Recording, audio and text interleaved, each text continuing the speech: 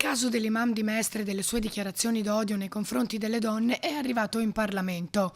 La vice capogruppo di Fratelli d'Italia alla Camera e la responsabile immigrazione del partito hanno presentato un'interrogazione parlamentare al ministro Piantedosi, chiedendogli quali misure si intendano adottare per limitare atti di intolleranza e discriminazione, favorendo una reale integrazione. Ad appoggiare l'azione anche il senatore veneziano Speranzon, che parla di espulsione, posizione condivisa anche dai colleghi di partito in Consiglio Comunale. È inaccettabile e davvero non vedo come una persona del genere possa ancora risiedere nello Stato italiano. Deve, come ha detto bene anche il senatore Speranzon, deve assolutamente essere espulso dall'Italia immediatamente. Non è la prima volta che l'imam finisce al centro di polemiche. È quell'imam che ancora, nonostante ci sia una sentenza che vieta l'utilizzo per la preghiera della moschea in via Piave, lui e loro continuano ad avere i tappeti e a fare quello che vogliono.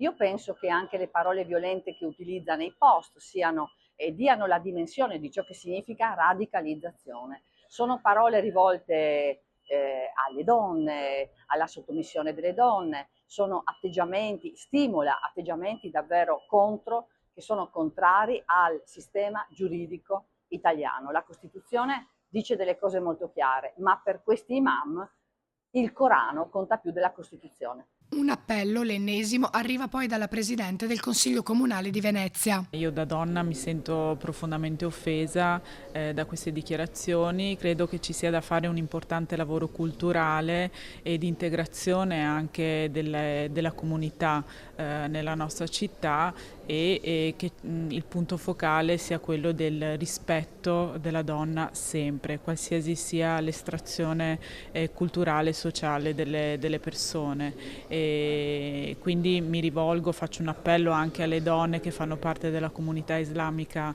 a Mestre, che è quello di cercare di integrarsi anche con quelle che sono le regole di convivenza, le regole civili, ma soprattutto che è quello di far sì che ci sia sempre il rispetto per le donne. La donna non è un essere inferiore rispetto all'uomo.